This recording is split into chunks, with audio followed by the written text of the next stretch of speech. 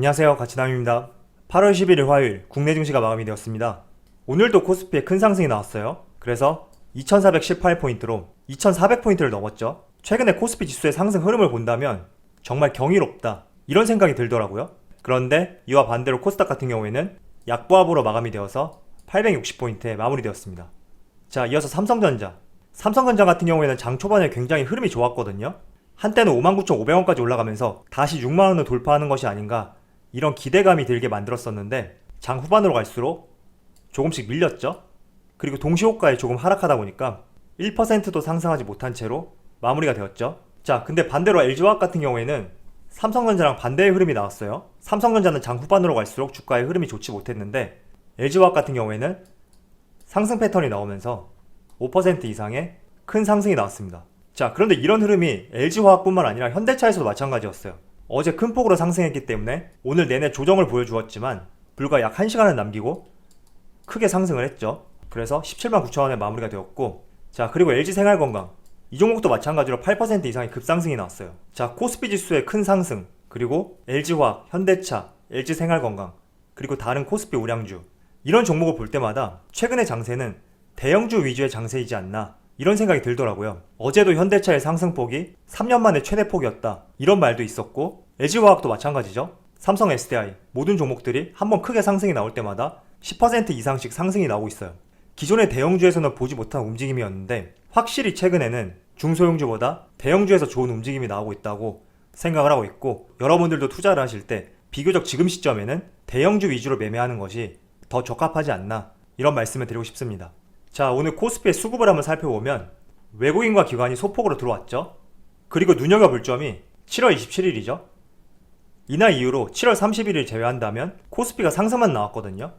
그리고 매수 주체를 보시면 외국인도 일부 들어오긴 했지만 개인이 가장 많이 들어온 것을 알 수 있죠. 그래서 저는 이런 수급적인 측면과 개인들의 유동성 자금, 이런 것들을 봤을 때 이런 말씀을 드리고 싶어요. 우리가 지금 코스피 지수가 너무 빠르게 2400포인트를 넘었기 때문에 3월달에 코로나 사태 이후로 1000포인트가 올랐죠. 한편으로는 고점이 아닌가? 이런 생각도 할 수 있어요. 그런데 저는 이렇게 말씀을 드리고 싶어요. 물론 가파르게 상승한 것은 맞고 2년 만에 고점을 터치했기 때문에 과거 주가 흐름을 돌아서 볼 때는 고평가라고 생각을 할 수도 있죠. 그런데 자, 코스피 월봉을 보면서 말씀을 드릴게요.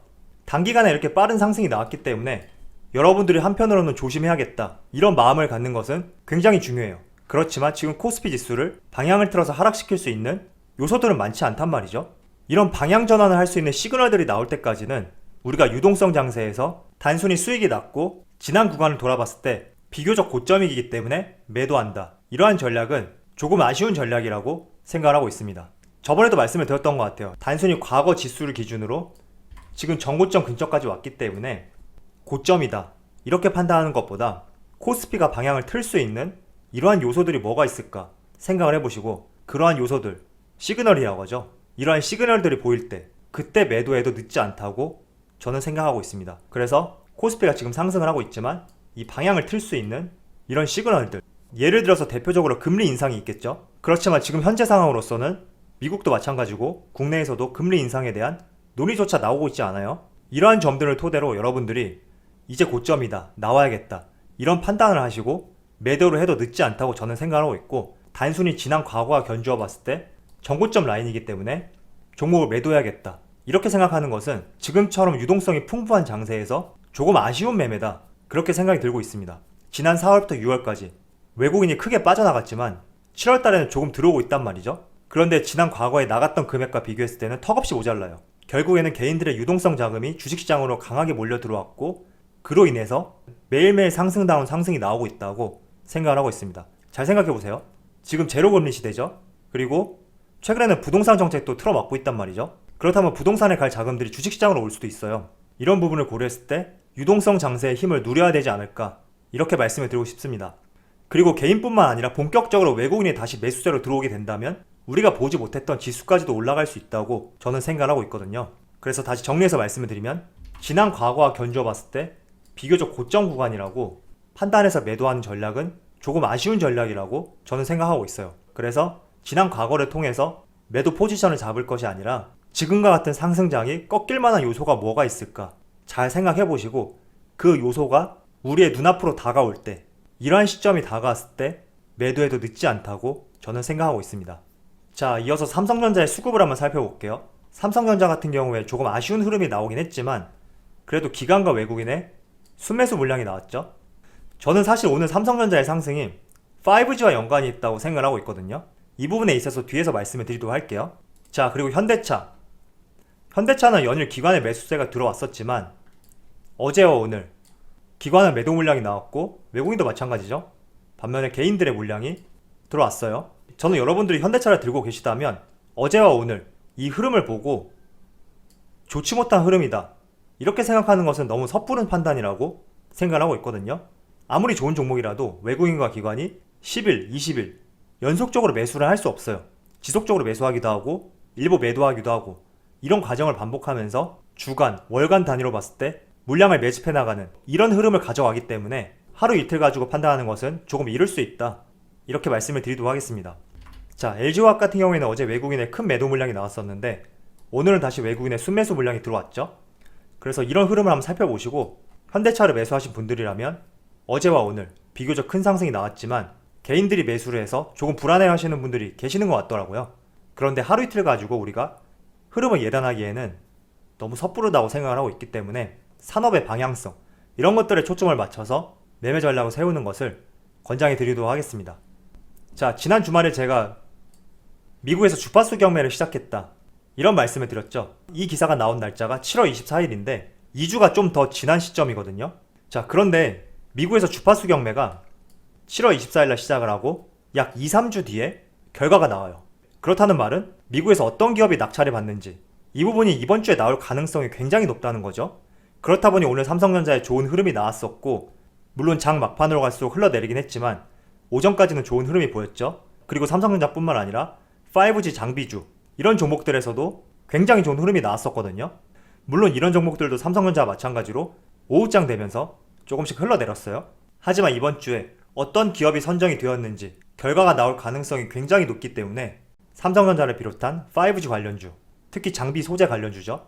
우리가 이번 한 주는 조금 관심 있게 쳐다본다면 좋은 흐름을 이어갈 수 있다고 말씀을 드리고 싶습니다. 자, 이 종목은 에이스테크예요. 지난주 금요일날 상한가를 갔었는데 오늘도 약 25%의 큰 상승이 나왔거든요. 그런데 삼성전자와 마찬가지로 오후장 되면서 흘러내리는 모양새가 나오면서 약 10%에 가까운 상승으로 마감이 되었어요. 이 기업 같은 경우에는 기지국 안테나 분야의 국내 1위 업체거든요. 그래서 삼성전자의 5G 통신 네트워크 구축을 위한 중계기, 기지국 안테나, 그리고 여러 무선통신 장비들을 공급하고 있어요. 참조를 하시면 좋고요. 이어서 솔리드. 해당 종목도 오늘 20% 이상의 큰 상승이 나왔지만 조금 흘러내렸죠. 솔리드 같은 경우에는 중계기 분야에서 1위 기업이거든요. 그래서 이런 부분도 참조를 하시면 좋을 것 같고요. 지금 주가의 흐름을 잠깐 살펴본다면 삼성전자, 에이스테크, 솔리드 모두 오전장에는 굉장히 좋았지만 오후장이 되면서 흘러내리는 모양이 나왔죠. 그래서 이런 보조를 맞추는 흐름을 봤을 때 오늘 삼성전자의 상승은 주파수 경매를 비롯한 5G와 연관이 되어 있지 않을까 이렇게 생각하고 있습니다. 자, 참고로 한 가지 말씀드리면 미국에서는 원래 6월 말에 진행을 하려고 했는데 한 달 정도 연기가 되었죠. 미국이 이렇게 스타트를 끊었다는 말은 스페인, 포르투갈, 프랑스 그리고 여러 유럽 국가들 다시 5G 경매를 시작할 수 있다 이렇게 말씀을 드릴 수 있고, 그리고 삼성전자뿐만 아니라 조금 전에 보여드렸던 기업들 모두 긍정적일 수 있는 이유가 삼성전자 같은 경우에는 미국뿐만 아니라 일본, 캐나다, 뉴질랜드 지속적으로 여러 국가들하고 5G 장비 공급 계약을 맺고 있거든요. 그래서 코로나로 미뤄졌던 주파수 경매가 시작된다면 삼성전자뿐만 아니라 5G 장비 기업들 이런 기업들이 수혜를 받을 수 있다고 말씀을 드리고, 그 시점이 이번 한 주가 비교적 중요하지 않을까 이렇게 바라보고 있습니다. 사실 삼성 같은 경우에는 북미 지역, 미국과 캐나다 이 지역을 중점적으로 공략을 했었고 화웨이 같은 경우에는 유럽 쪽으로 진출했어요. 그런데 유럽에서 화웨이가 퇴출됐죠. 그 덕분에 유럽 시장도 삼성전자가 반사 이익을 받을 수 있다고 생각하고 있고, 특히 영국 같은 경우에는 최근 화웨이를 대체한 5G 장비 공급 업체 중에 삼성전자를 고려 중인 것으로 밝혔다고 합니다. 그래서 이러한 부분을 긍정적으로 바라볼 필요가 있다고 말씀을 드리도록 하겠습니다. 자, 영상 앞에서도 제가 말씀을 드렸지만 최근에는 대형주 위주의 장세지 않나 이렇게 생각을 하고 있거든요. 일반적인 장세에서는 대형주가 약 5% 상승한다면 이와 관련된 소부장 기업들 이런 기업들은 10% 이상씩 큰 상승이 나오는 종목들이 많았거든요. 그런데 LG화학을 보더라도 소부장 기업들, 이런 기업들보다 LG화학의 상승폭이 더 크죠. 뿐만 아니라 현대차의 주가 흐름을 보더라도 관련 소부장 기업들보다 상승폭이 더 큰 것을 알 수 있어요. 그래서 최근 장세는 중소형주보다도 대형주 위주의 장세이지 않나 이렇게 생각하고 있고, 여러분들이 최근에 고려 중인 업황과 업종들이 있다면 비교적 대형주 위주로 매수하는 것이 최근 흐름을 봤을 때는 옳지 않나 이렇게 생각하고 있습니다. 자, 현대차 주가 흐름을 보면 조금 단기간에 오르긴 했죠. 그렇지만 저는 점진적으로 20만원을 돌파할 것이라고 바라보고 있거든요. 물론 무조건 20만원을 간다는 것은 아니고 점진적으로 갈 수 있다고 생각하고 있기 때문에 그 중간에 조정 구간이 올 수도 있고 제가 말한 조정 없이도 갈 수 있어요. 그래서 너무 이렇게 크게 상승했다고 두려워할 필요가 없다고 저는 생각하고 있고, 우리가 두려워할 시점은 주식시장에서 자금이 빠져나갈 수밖에 없는 이런 상황들, 예를 들어서 금리 인상이라든지, 두 번째로는 지금 부동산 자금들이 주식시장으로 많이 넘어오고 있거든요.